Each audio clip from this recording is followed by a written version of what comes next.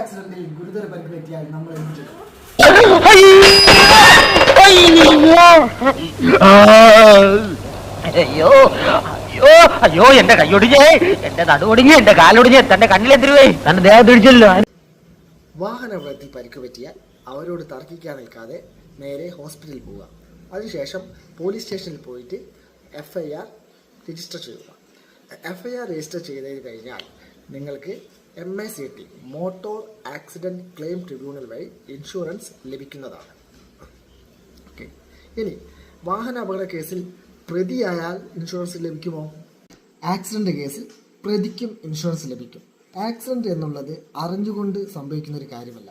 അതിനാൽ തന്നെ 2022 2023 അമെൻമെൻറ്റ് പ്രകാരം 164 മോട്ടോർ വെഹിക്കിൾ ആക്ട് പ്രകാരം തെറ്റ് പരിഗണിക്കാതെ ഗുരുതര പരിക്ക് പറ്റിയാൽ 2.5 ലക്ഷം രൂപ വരെയും മരണപ്പെട്ടാൽ 5 ലക്ഷം രൂപ വരെ ക്ലെയിം ലഭിക്കുന്നതാണ്. Okay, by.